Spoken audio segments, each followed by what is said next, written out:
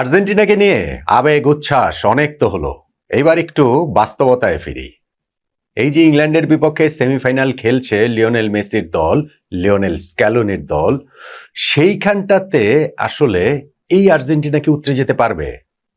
আমরা নকআউট পর্বের 3টা ম্যাচে আর্জেন্টিনাকে যেমন দেখেছি, তাতে ইংল্যান্ডের বিপক্ষে নিঃসন্দেহে অনেক বড় চ্যালেঞ্জ আর্জেন্টিনার সামনে অপেক্ষা করে আছে। এবং আমার একটা আশঙ্কার জায়গা হচ্ছে, আশঙ্কার জায়গা নাও হতে পারে, অবভিয়াসলি এই আর্জেন্টিনার সামর্থ্য তো আছেই ইংল্যান্ডকে টপকে যাওয়ার, অবশ্যই সামর্থ্য আছে ফাইনালে স্পেন আসুক বা ফ্রান্স আসুক তাদেরকে হারানোর, অবশ্যই সামর্থ্য আছে তাদের back to back world cup জেতার।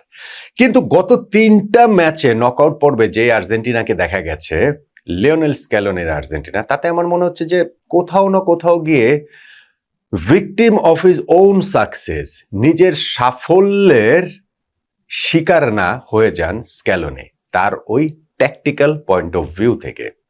সুইজারল্যান্ডের বিপক্ষে এই ম্যাচটাতেও Argentina to some extent lucky ছিল, অবভিয়াসলি সেই রেড কার্ডের কারণে। এবং সেই রেড কার্ডটা কেন 100% যৌক্তিক, আমি ওইটা নিয়ে একটা বিস্তারিত আলোচনা করেছি। এবং ওইটা যে পুরো ম্যাচের মোমেন্টামটা চেঞ্জ করে দিয়েছে, ক্রিকেটের মতো ফুটবলের টার্নিং পয়েন্ট যেটা, এটার সঙ্গে কারো কোনো দ্বিমতের সুযোগই নেই। কিন্তু ওভারঅল আর্জেন্টিনা যেই ম্যাচটা খেলেছে, সেইটা এই ওয়ার্ল্ড কাপে প্রবাবলি আর্জেন্টিনার সবচেয়ে poor match. Tactical point of view থেকেও সবচেয়ে পুয়ার ম্যাচ, এক্সিকিউশনের জায়গা থেকেও সবচেয়ে পুয়ার ম্যাচ। এবং যদি ওই লাল কার্ডটা না হতো, তাহলে আর্জেন্টিনার জন্য সুইস বাধা টপকে যাওয়াটা আরো অনেক ভীষণ কষ্টকর হতো। কেন আমি এই কথাগুলো বলছি? দেখেন, এই আর্জেন্টিনার সবচেয়ে বড় শক্তির জায়গা কি? Lionel Messi.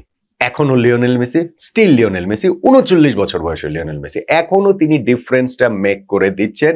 এবং সেইটা যে কোনো বিচ্ছিন্ন ঘটনা, এইটা যে ওই ফেলে আসা অতীতের একটুখানি গ্লিমস তিনি দেখাচ্ছেন তা না। ম্যাচের পর ম্যাচ একই কাজ মেসি করে যাচ্ছেন। মেসি এই ওয়ার্ল্ড কাপের ধরুন প্রথম 2টা ম্যাচে আর্জেন্টিনা 5 গোল দিয়েছে, সবগুলোই মেসি করেছেন। তখন মনে হচ্ছিল যে মেসি একাই কি গোল দেবেন নাকি। আবার ধরেন প্রথম 4টা ম্যাচে মেসির কোনো অ্যাসিস্ট ছিল না, যে মেসি কি অ্যাসিস্ট করতে পারবেন না নাকি, শুধু গোল দেওয়াই কাজ। এখন মেসি গোলের পাশাপাশি অ্যাসিস্টও এসেছেন এবং সেই ডিফারেন্সটা মেক করে দিচ্ছেন তিনি। দেখেন, সুইজারল্যান্ডের বিপক্ষে এই ম্যাচটাতেও এন্ড অফ দ্য ডে গিয়ে যে ডিসাইসিভ যে জায়গাগুলোতে, সেইখানেও মেসি কি প্রবল ভাবেই আছেন। প্রথমত তার কর্নার থেকেই গোলটা হয়েছে, সেইখানে আরো একটা অ্যাসিস্ট। এবং দ্বিতীয়ত হুলিয়ান আলভারেজের যে গোলটা, সেইখানটাতেও কিন্তু মেসির একটা শটই কিন্তু ঠেকিয়েছিলেন সুইস কিপার, সেইটাই আবার যখন ঘুরে ফিরে আসলো এইখানে হুলিয়ান আলভারেজের কাছে, তিনি ওই গোলটা দিলেন। ফলে আপনি এখনো দেখেন এই 39 বছর বয়সেও মেসি সেই 90 মিনিটস, 120 মিনিট কিভাবে, আমরা বলতে পারবো না যে শেষ ঘামবিন্দু দিয়ে খেলেন, শেষ ঘামবিন্দু দিয়ে অবশ্যই খেলেন, কিন্তু মেসি তো আর এখন খেলার প্যাটার্ন ওইটা না। মেসি এখন মাঠে পাগলের মতো দৌড়ান না, তার ওই খেলার ধরনটা চেঞ্জ হয়ে গেছে, এনার্জিটা অনেক বেশি রিজার্ভ করে তিনি আসলে খেলেন। এবং সেইটা তিনি নট নেসেসারি 90 মিনিট, সেটা 120 মিনিটসে গেলেও যে সেটা করতে মেসি সক্ষম, সেটা আমরা দেখেছি কাবো ভার্দের বিপক্ষে রাউন্ড অফ 32 ম্যাচে, সেটা আমরা দেখলাম সুইজারল্যান্ডের বিপক্ষে এই ম্যাচটাতেও। সেই সব জায়গাতেও ম্যাচ ডিসাইড করে দেওয়ার ক্ষেত্রে সেই মেসির রোলটা খুবই প্রমিনেন্ট। ফলে এই সুইজারল্যান্ডের বিপক্ষে ম্যাচটাতে ওয়ার্ল্ড কাপে প্রথমবারের মতো মেসি গোল পাননি এই ওয়ার্ল্ড কাপে। তা সত্ত্বেও আর্জেন্টিনার টালিসমান, আর্জেন্টিনার মূল প্লেয়ার এখনো সেই মেসি, লিওনেল মেসি। এইটা নিঃসন্দেহে স্ক্যালোনির জন্য একটা বিরাট বড় প্রাপ্তি, এবং এইটা নিঃসন্দেহে ইংল্যান্ডের জন্য বিরাট বড় একটা হুমকি, এবং এইটা নিঃসন্দেহে ইংল্যান্ডের বিপক্ষে আর্জেন্টিনাকে অনেক বেশি কনফিডেন্স দেবে। আর্জেন্টিনার আরো একটা বড় যে জায়গা, সেটা হচ্ছে হুলিয়ান আলভারেজ। দেখেন, হুলিয়ান আলভারেজ এই ম্যাচে যে গোলটা করেছেন, সেইটাই আর্জেন্টিনাকে সেমিফাইনালে তুলে দিয়েছে। লাস্টে তো লাউতারো মার্টিনেজের ওই গোলটা ব্যবধান কেবলমাত্র বাড়িয়েছে, কিন্তু হুলিয়ান আলভারেজের গোল, যারা নট আউট ওমান দেখেন তারা এটা নিশ্চিতভাবেই জানেন যে আমি বেশ কয়েকটা, একটা না দুইটা না, আমি বেশ কয়েকটা ভিডিওতে বলেছি যে আর্জেন্টিনাকে যদি বিশ্ব চ্যাম্পিয়ন হতে হয়, তাহলে হুলিয়ান আলভারেজের মতো খেলতে হবে, তার জায়গায় তার আসতে হবে। এইটা আর্জেন্টিনা মাস্ট, এইখানে কোনো এটা নন নেগোশিয়েবল, এর মাঝামাঝি কিছু নাই। সেইটা আর্জেন্টিনার খেলা, তাদের অ্যাটাকে প্যাটার্ন তৈরি করা, অ্যাটাকিং থার্ডে অনেক বেশি হচ্ছে ওইখানে ওই মোবিলিটি, তার লিওনেল মেসিকে কাভার করা, রান দিয়ে সবকিছু মিলে হুলিয়ান আলভারেজ এই টিমটাতে আসলে আমি বলবো যে মেসির পরই সবচেয়ে গুরুত্বপূর্ণ। অ্যাটাকিং এ তো অবশ্যই, এটা নিয়ে কোনো ডাউটের জায়গা নেই। ফলে আমি অনেকগুলো আলোচনাতে বলেছি যে আর্জেন্টিনাকে বিশ্ব চ্যাম্পিয়ন হতে হলে হুলিয়ান আলভারেজের মতো হতে হবে। এখন আমি বলবো না যে তিনি তার 100% এসেছেন, এখনো বলবো না যে তার সেই শার্পনেসের পুরোপুরি জায়গায় তিনি চলে এসেছেন, কিন্তু ভাই যে গোলটা করেছেন, ও বয়, মানে এইটা তো হচ্ছে গিয়ে মিউজিয়ামে রেখে দেওয়ার মতো গোল। যেই গোলটা হুলিয়ান আলভারেজ করেছেন এইরকম ম্যাচে, এরকম ম্যাগনিচিউডের একটা ম্যাচে, এইরকম মোমেন্টে, এক্সট্রা টাইমের সেকেন্ড হাফে গিয়ে, এটা জিনিয়াস ছাড়া ভাই সম্ভব না। আর এইটা যে হুলিয়ান আলভারেজটা হয়ে গেছে বিষয়টা তা না, এইটাই হুলিয়ান আলভারেজ, এবং এই হুলিয়ান আলভারেজকে আর্জেন্টিনা চায় সেমিফাইনাল, ফাইনাল, গোয়িং ফরওয়ার্ড এই দুইটা ম্যাচও এই আলভারেজকেই আর্জেন্টিনা খুব করেছে, বা এইটা আর্জেন্টিনার জন্য নিঃসন্দেহে একটা বিরাট বড় প্লাস পয়েন্টের জায়গা। কিন্তু আমি ট্যাকটিক্যাল যে জায়গার কথা বলছিলাম, লিওনেল স্ক্যালোনি তিনি কি victim of his own success হতে পারেন কিনা, নিজের সাফল্যের শিকারী হয়ে যেতে পারেন কিনা। স্ক্যালোনির এটা আমি কেন বলছি, দেখেন স্ক্যালোনি একটা জিনিস দেখবেন যে তিনি আর্জেন্টিনার হয়ে যে 100-র বেশি ম্যাচ তিনি চার্জে ছিলেন, বেশিরভাগ ম্যাচে এই ম্যাচটাতেই শুধু ব্যাক টু ব্যাক তিনি একই 11 নিয়ে খেলালেন। এটা বোধহয় তৃতীয় বা চতুর্থবার এরকম তিনি খেলেছেন। মোটামুটি তিনি প্রতি ম্যাচে 11 চেঞ্জ করেন। মোটামুটি তিনি স্ট্র্যাটেজিক পয়েন্ট অফ ভিউ থেকেও ট্যাকটিক্যাল চেঞ্জও তিনি রেগুলার করেন। আর্জেন্টিনা যেমন এই ওয়ার্ল্ড কাপে 4-3-3 খেলা শুরু করে এখন কিন্তু 4-4-2-তে চলে গেছে। 4জন সেন্ট্রাল মিডফিল্ডার নিয়ে আর্জেন্টিনা খেলাচ্ছে। এখন এই 4জন সেন্ট্রাল মিডফিল্ডার নিয়ে যখন আপনি ইংল্যান্ডের বিপক্ষে খেলবেন, যেই দলটাতে ডেকলান রাইস এবং এলিয়ট অ্যান্ডারসনের মতো দুইজন এলিট মিডফিল্ডার রয়েছেন, এলিট লেভেলের মিডফিল্ডার, সুপার সেন্ট্রাল মিডফিল্ডার, এবং আপনি যদি এখনকার ওয়ার্ল্ড ফুটবলের কথা বলেন, আপনি টপ 5-এর মধ্যে এই দুইজনের একজনকে রাখতেই হবে। আমার ধারণা টপ 10-এর মধ্যে এই দুইজনকেই রাখতে হবে, এই এলিয়ট অ্যান্ডারসন, ডেকলান রাইস। ফলে আর্জেন্টিনা এই যে স্ক্যালোনির যে স্ট্র্যাটেজি, যে তিনি হচ্ছে গিয়ে মিডল অফ দ্য পার্কে তিনি হচ্ছে গিয়ে ওভারলোড করেন এবং সেই জায়গাটা দিয়ে টাইট স্পেসে তার এই ভেরি টেকনিক্যালি গিফটেড যে মিডফিল্ডার রয়েছেন তারা যে অ্যাটাকটা ইনিশিয়েট করেন, ওইটা কি আসলে ইংল্যান্ডের সঙ্গে কার্যকর হবে কিনা, এইটা কিন্তু একটা বিরাট বড় কোয়েশ্চেন মার্ক আছে বলে আমার কাছে মনে হয়। এবং জুড বেলিংহামও রয়েছে, হ্যাঁ এখন আপনি বলতে পারেন ওভারলোড করা যায়, ইংল্যান্ডের 2জন, আর্জেন্টিনার 4জন, জুড বেলিংহামও এই জায়গাটাতে হচ্ছে গিয়ে মিডফিল্ডে পিছিয়ে এসে তিনিও ওইখানটাতে সেই সাপোর্টটা দিবেন। আর এটা তো আপনি সবসময় পারবেন না, ইংল্যান্ডের যে ম্যাচে যে তাদের যে উইক, তাদের যে উইং এর যে জায়গাটা, সেই জায়গাগুলোকে আপনি নেগোশিয়েট করবেনটা কিভাবে। ফলে আমার মনে হয় যে আর্জেন্টিনা, আমি নট শিওর যে ইংল্যান্ডের বিপক্ষে ম্যাচেও ঠিক 4জন এই মিডফিল্ডার নিয়ে এইভাবে খেলে স্ক্যালোনি আসলে এটা পার পেয়ে যাওয়াটা অত সহজ হবে বলে মনে হয় না। দেখেন আরেকটা আমি একটু খুব ক্লিয়ার একটা এভিডেন্ট আপনার দেখাই, গত ম্যাচটাতে সুইজারল্যান্ডের বিপক্ষে আপনি দেখবেন যে তাদের রাইট ব্যাক নাহুয়েল মলিনা অনেক বেশি তিনি কিন্তু অ্যাটাকে জয়েন করেছেন, অনেক বেশি উপরে উঠেছেন। এমনকি তার গোলকিপার এমিলিয়ানো মার্টিনেজ এখান থেকে ডিরেক্ট শট করছেন মলিনাকে, এই একেবারে সুইজারল্যান্ডের হাফের মাঝ বরাবর পর্যন্ত তিনি এখানটাতে চলে গিয়ে পাস রিসিভ করছেন। এই ঘটনা আমরা দেখেছি একবার, দুইবার না, বহুবার আমরা দেখেছি। ফলে ক্লিয়ারলি বোঝা গিয়েছে এটা একটা ট্যাকটিক্যাল ডিসিশন। ঠিক তার আগের ম্যাচটার কথা ভাবুন, মিশরের বিপক্ষে, ওইখানে কিন্তু আর্জেন্টিনার এই রাইট ব্যাক তিনি অনেক পিছিয়ে ছিলেন, লেফট ব্যাক নিকোলাস তাগলিয়াফিকো তিনি বরং অনেক বেশি অ্যাটাকে জয়েন করেছেন। ফলে এই জায়গাটাতে এক ম্যাচ থেকে আরেক ম্যাচে স্ট্র্যাটেজিক চেঞ্জ, প্রতিপক্ষ বিবেচনায়, প্রতিপক্ষের শক্তি দুর্বলতা বিবেচনায়, সেটা তো স্ক্যালোনির দুর্দান্ত, স্ক্যালোনি সেটা মাস্টার। কিন্তু ইংল্যান্ডের বিপক্ষে ম্যাচে তিনি আসলে এই জায়গাটাতে কিভাবে খেলাবেন, কারণ ইংল্যান্ড অনেক বেশি উইট ইউজ করে, তাদের ওই দুই সাইড, দুই উইং, ইনফ্যাক্ট তাদের স্পেশালি লেফট সাইড থেকেও যদি হচ্ছে নিকো রেলে উপরে ওঠেন, তখন কিন্তু আর্জেন্টিনার জন্য সেটা সামাল দেওয়াটা অনেক বেশি কঠিন হয়ে যাবে বলে আমার কাছে মনে হয়। সুইজারল্যান্ডের বিপক্ষে আরেকটা জিনিস আমার কাছে মনে হয়েছে, যে আমি জানি না, অবভিয়াসলি এটা ট্যাকটিক্যাল রিজন, কিন্তু সেটা কি আসলে কতটা কার্যকর হয়েছে, আর্জেন্টিনা লং বল স্ট্র্যাটেজিতে খেলেছে।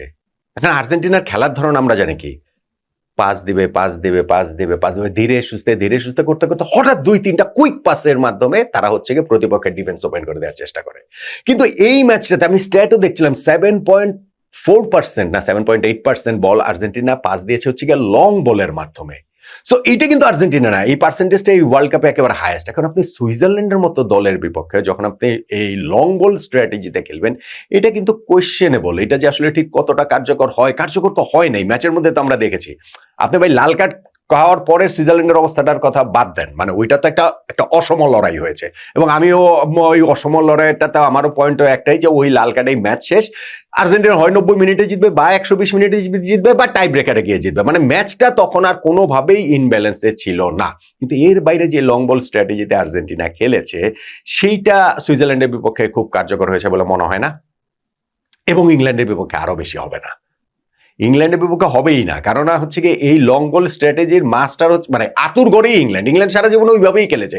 এখন না হয় ইংল্যান্ড চেঞ্জ হয়েছে, কিন্তু ওইটা তাদের একেবারে ডিএনএ এর মধ্যে রয়ে গেছে। ফলে এইটা খেলে আসলে ইংল্যান্ডের সঙ্গে যে পার পাওয়া যাবে আমার কাছে সেটা মনে হয় না। ফলে স্ক্যালনের এই জায়গাটাতেও নিঃসন্দেহে চিন্তা করার সুযোগ অবশ্যই থাকছে।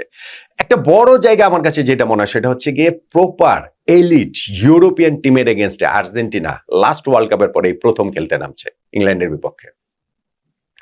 আর্জেন্টিনার পার্টটা যদি লেটস সে স্পেনের মতো হতো, যেইখানে স্পেন রাউন্ড অফ 16-এ পর্তুগালের মুখোমুখি হয়েছে, কোয়ার্টার ফাইনালে তারা বেলজিয়ামের মুখোমুখি হয়েছে, দুইটা এলিট ইউরোপিয়ান টিমের মুখোমুখি হয়েছে, তাহলে কিন্তু আর্জেন্টিনার জন্য কাজটা আরো অনেক বেশি কঠিন হতো।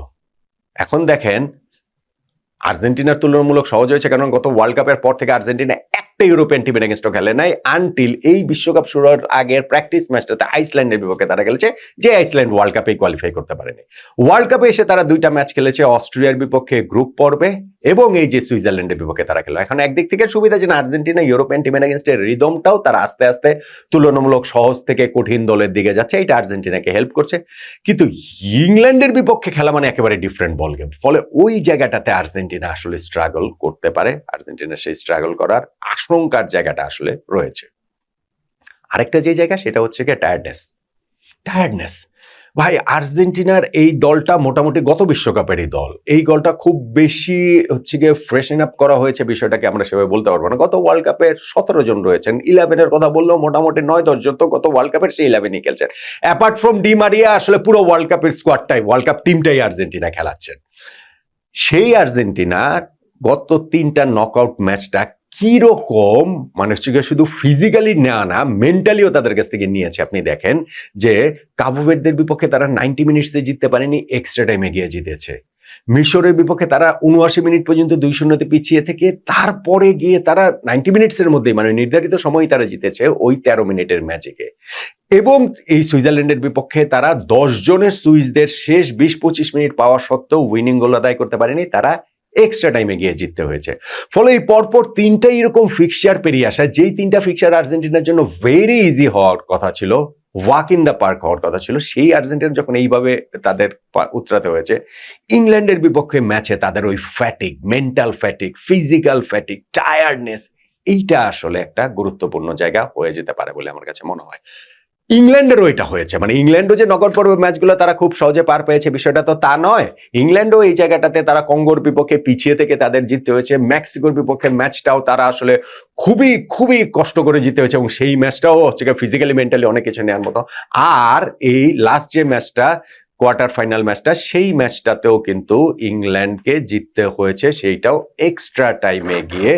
ফলে ইংল্যান্ডের জন্য এই মানে ইংল্যান্ডও যে এই কাজটা যে তারাও যে আসলে খুব ভালো জায়গায় থাকবে তা না, কিন্তু আপনি যখন আর্জেন্টিনা স্কোয়াড ইংল্যান্ড স্কোয়াড তুলনা করবেন, আর্জেন্টিনা স্কোয়াডের অ্যাভারেজ এইজের সঙ্গে তুলনা করবেন, সেই জায়গাটা থেকে আমার মনে হয় যে আর্জেন্টিনার ওই ফ্যাটিকের জায়গাটা আরো একটু বেশি থাকবে। এইটার সঙ্গে আসলে স্ক্যালোনিকে ডিল করতে হবে। Having said all those things, এই আর্জেন্টিনা বিশ্বকাপ জিততে পারে, অবভিয়াসলি তারা এই বিশ্বকাপ জিততে পারে, অবভিয়াসলি তারা ইংল্যান্ডকে হারাতে পারে, ফাইনালে ফ্রান্স বা স্পেনকে তারা হারাতে পারে।